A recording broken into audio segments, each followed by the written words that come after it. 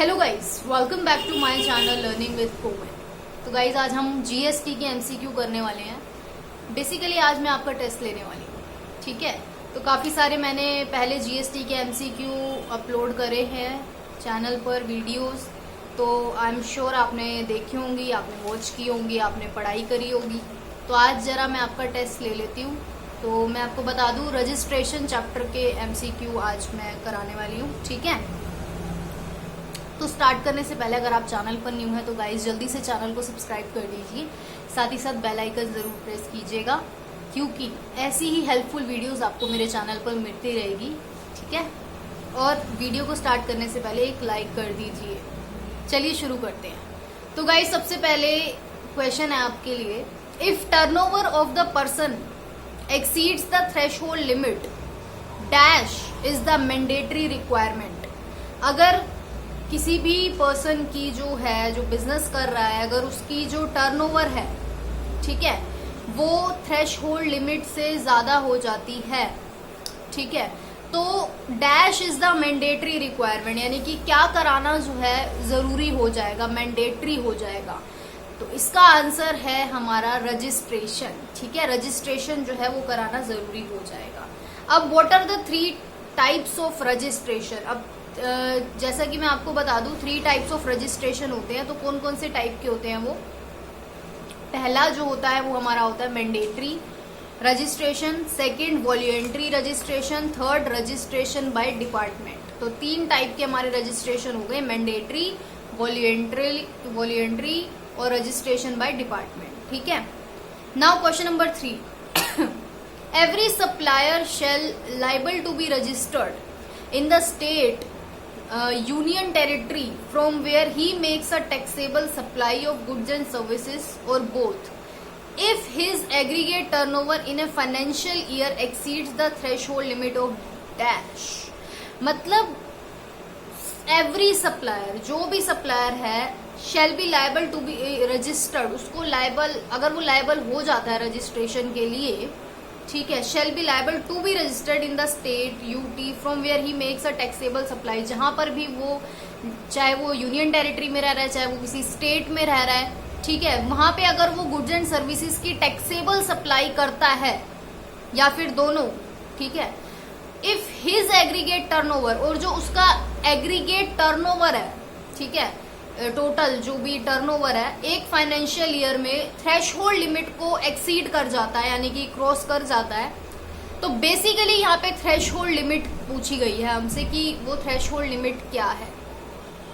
तो मैं आपको बता दूं guys, 40 lakh in normal category states, ठीक है। जो नॉर्मल कैटेगरी स्टेट्स हैं वहां पर अगर कोई पर्सन टैक्सेबल सप्लाई करता है गुड्स एंड सर्विसेज की, और वो उसका जो एग्रीगेट टर्नओवर है वो 40 लाख से एक्सीड कर जाता है, तो उसको रजिस्ट्रेशन कराना जरूरी हो जाता है। यहाँ पे मैं बात कर रही हूँ नॉर्मल कैटेगरी स्टेट्स की। नेक्स्ट क्वेश्चन है हमारा question number 4, if the supplier makes taxable supplies in the special category states. अगर जो है सप्लायर टैक्सेबल सप्लाई करता है इन स्पेशल स्टेट्स, स्पेशल स्टेट्स जो है वो मैं आपको बता दूं, यहाँ पर जम्मू एंड कश्मीर है, मणिपुर, मिजोरम, नागालैंड एंड त्रिपुरा। तो ये जो हमारी स्टेट्स है ना, इनको स्पेशल कैटेगरी में रखा गया है।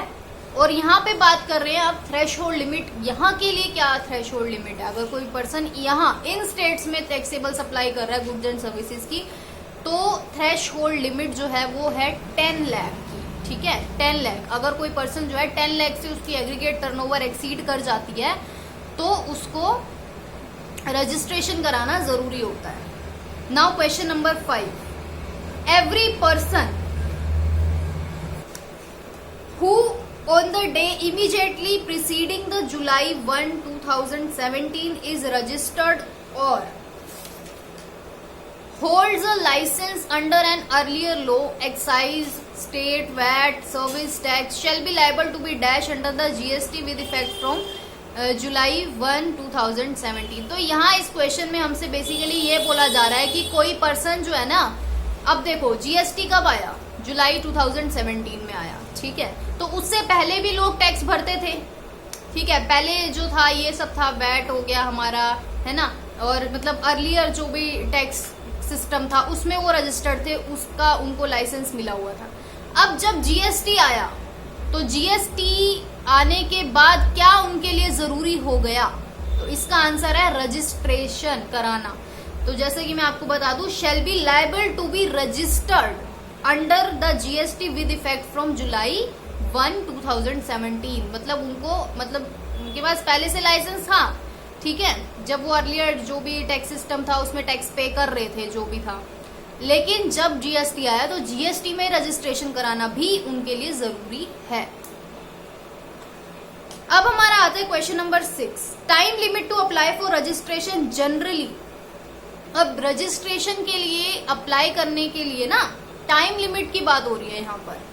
With in dash days from the date on which he becomes liable to registration. अब यहाँ पे हमें जो है बताया गया है कि अप्लाई करने की टाइम लिमिट क्या है, जनरली पूछा गया है हमसे। तो यहाँ पे मैं आपको बता दूं 30 days, within 30 days from the date on which he becomes liable to registration. मतलब जब वो लायबल हो गया, मतलब अब उसको कराना जरूरी है रजिस्ट्रेशन, तो 30 दिन के अंदर अंदर ही उसको रजिस्ट्रेशन के लिए अप्लाई कर देना है, ठीक है।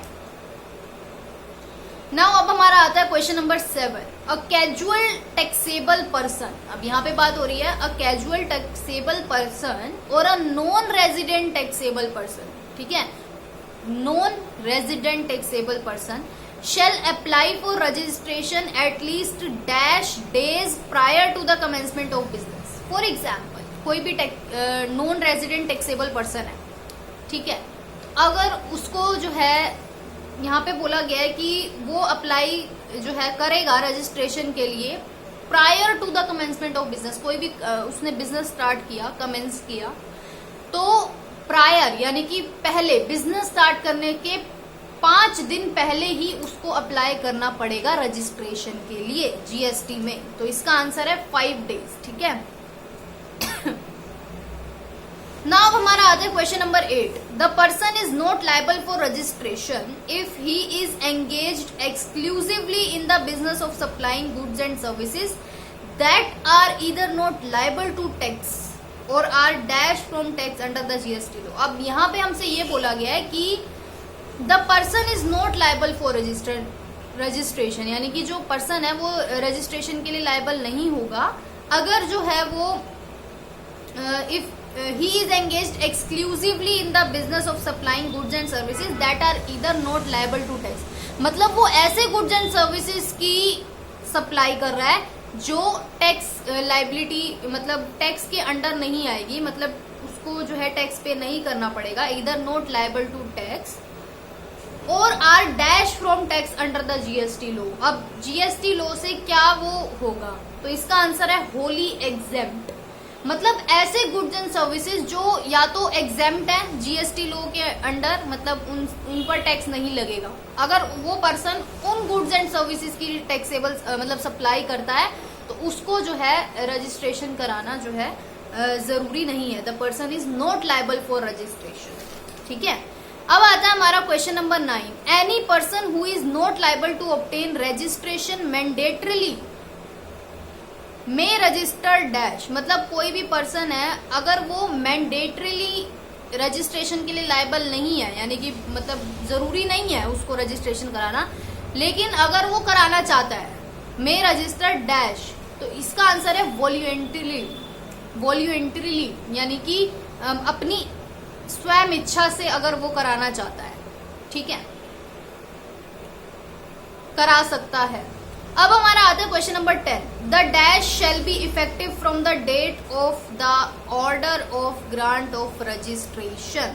अब यहाँ पे हमसे ये बोला गया है कि क्या इफेक्टिव हो जाएगा from the date of the order of grant of registration. मतलब रजिस्ट्रेशन ग्रांट कर दिया गया है तो क्या इफेक्टिव हो जाएगा उसी डेट से। तो इसका आंसर है GSTIN, यानी कि जीएसटी आइडेंटिफिकेशन नंबर जो है वो उसी डेट से इफेक्टिव हो जाएगा जिस डेट को उस पर्सन को रजिस्ट्रेशन हमने मतलब गवर्नमेंट ने ग्रांट कर दिया है, ठीक है। तो इसका आंसर है GSTIN, यानी कि goods and services tax identification number GSTIN। अब हमारा आता है question number 11, dash is a taxable person residing outside India. And coming to India to occasionally undertake transaction whether as principal agent or in any other capacity but has no fixed place on business in India. अब ऐसा कौन सा taxable person है जो residing outside India, India से बाहर रहता है और एंड कमिंग टू इंडिया कभी कभी आता है ओकेजनली, अंडरटेक ट्रांजैक्शन कोई भी ट्रांजैक्शन करता है वो और in any other capacity but has no fix place, उसका कोई फिक्स प्लेस नहीं है उसके बिजनेस का इंडिया में, तो वो पर्सन कौन है, हमसे यहाँ पे ये पूछा गया। तो इसका आंसर है नॉन रेजिडेंट। ठीक है, non resident is a taxable person. तो यहाँ पे बोला गया है नॉन रेजिडेंट की बात हो रही है, जो इंडिया से बाहर रहता है और कभी कभी आता है, कुछ भी ट्रांजेक्शन करता है, उसका कोई बिजनेस का फिक्स प्लेस नहीं है इंडिया में। ठीक है, तो इसका आंसर है नॉन रेजिडेंट। अब हमारा आता है question number 12, what is the validity of the registration certificate. अब वैलिडिटी की बात हो रही है, ठीक है, कि रजिस्ट्रेशन जो सर्टिफिकेट इशू हुआ उस पर्सन को, तो उसकी वैलिडिटी कितनी है। तो इसका आंसर है valid till it is cancelled, मतलब जब तक वो रजिस्ट्रेशन कैंसिल नहीं होता ना तब तक वो वैलिड रहेगा।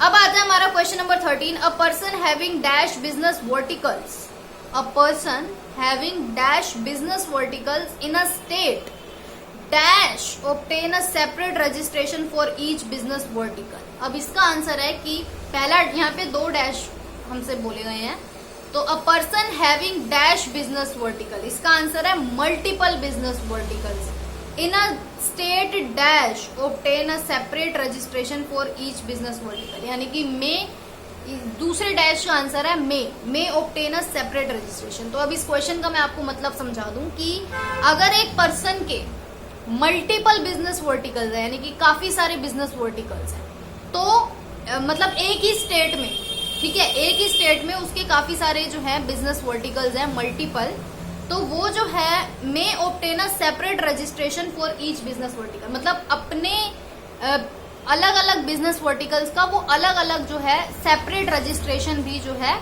ऑब्टेन कर सकता है। यहाँ पे हमसे ये बोला गया है, मतलब अगर फॉर एग्जाम्पल हरियाणा एक स्टेट है, ठीक है, हरियाणा स्टेट में मान लो उसके काफी सारे मल्टीपल बिजनेस वर्टिकल्स हैं, तो अलग अलग मान लो सिटी में है, ठीक है, तो अलग अलग डिस्ट्रिक्ट में है, तो वो क्या कर सकता है, उन सभी अलग अलग बिजनेस वर्टिकल्स के अलग अलग जो है सेपरेट रजिस्ट्रेशन ऑब्टेन कर सकता है।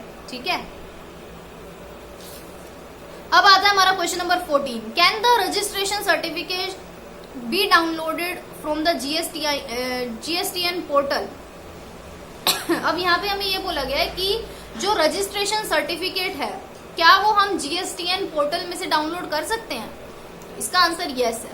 Yes, registration certificate shall be granted in form GST REG 06। तो ये फॉर्म का नाम है GST REG यानी कि रजिस्ट्रेशन और 06। ठीक है, अब आता है हमारा question number 15, is it necessary for the government organisation to get registration. मतलब कोई गवर्नमेंट ऑर्गेनाइजेशन है तो क्या गवर्नमेंट ऑर्गेनाइजेशन के लिए भी जरूरी है रजिस्ट्रेशन प्राप्त करना। तो इसका आंसर भी यस है, बिल्कुल जरूरी है। Yes, the government organisation which are required to deduct tax at source, मतलब जो TDS के लिए रिक्वायर्ड है, शेल मैंडेटरीली ऑब्टेन्ड रजिस्ट्रेशन। तो इसका आंसर यस है। अब आता है हमारा question number 16, whether the registration granted to any person is permanent.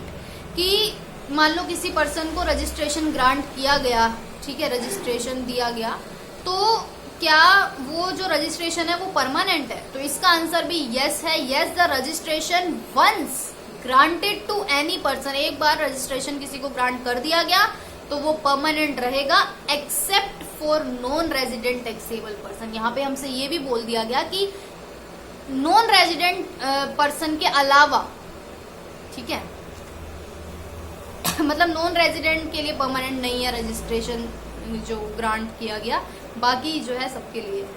अब आता है हमारा question number 17, is possession of a permanent account number mandatory for obtaining registration. अब यहाँ पे हमें ये बोला गया है कि possession of a permanent account number, क्या पैन यानी कि परमानेंट अकाउंट नंबर जो है वो जरूरी है रजिस्ट्रेशन प्राप्त करने के लिए? तो यहाँ पे आंसर है यस। ठीक है, अगर हमें रजिस्ट्रेशन ऑब्टेन करना है, प्राप्त करना है, तो हमारे पास पैन होना जरूरी है, यानी कि परमानेंट अकाउंट नंबर होना जरूरी है। अब आता है हमारा question number 18, where a taxable person who is liable to be registered fails to obtain registration he shall be liable to a penalty of, मतलब कोई भी टैक्सेबल पर्सन है जो कि लायबल है रजिस्ट्रेशन के लिए, अगर वो फेल टू ऑब्टेन रजिस्ट्रेशन, मतलब फेल हो जाता है, रजिस्ट्रेशन प्राप्त नहीं कर पाता है, तो he shall be liable to a penalty, उसको पेनल्टी पे करनी पड़ेगी। कितनी पे करनी पड़ेगी वो मैं आपको बता दूं, और an amount equivalent to the tax default whichever is higher. तो बेसिकली यहाँ पे बात कर रहे हैं पेनल्टी 10,000 रुपए की होती है, लेकिन यहाँ पे एक और बात हमसे ये बोली गई है कि जितना टैक्स डिफॉल्ट हुआ है, मतलब जितना टैक्स डिफॉल्ट हुआ है, ये अमाउंट या फिर 10,000, जो दोनों में से हाई होगी, ठीक है, हायर होगी, वो जो है पेनल्टी के रूप में उसको चुकानी पड़ेगी। फॉर एग्जाम्पल टैक्स डिफॉल्ट जो है वो 15,000 का हो गया, तो 10,000 और 15,000 दो अमाउंट है हमारे पास, तो ज्यादा कौन सी हुई? 15,000, तो उसको 15,000 पे करने पड़ेंगे। लेकिन बेसिकली अगर कम हुई, फॉर एग्जाम्पल टैक्स डिफॉल्ट तो 6,000 का है, लेकिन पेनल्टी तो उसको फिर 10,000 ही भरनी पड़ेगी, क्योंकि यहाँ पे बात हो रही है विच एवर इज हायर, जो हायर होगी वो पे करनी पड़ेगी। अब आता है हमारा question number 19, a registered person seeking cancellation of his registration shall electronically submit an application within dash days of the occurrence of the event warranting cancellation. अब यहाँ पे हमसे ये बोला गया है कि जो रजिस्टर्ड पर्सन है, अगर वो कैंसिलेशन की डिमांड करता है, ठीक है, रजिस्ट्रेशन की कैंसिलेशन की अगर वो डिमांड करता है, तो वो इलेक्ट्रॉनिकली यानी कि सबमिट करेगा अपनी एप्लीकेशन। तो यहाँ पे बेसिकली डेज की बात हो रही है, कितने दिनों में वो जब जो है वो कर सकता है, days of the occurrence of the event warranting cancellation. तो इसका आंसर है 30 डेज में वो कर सकता है।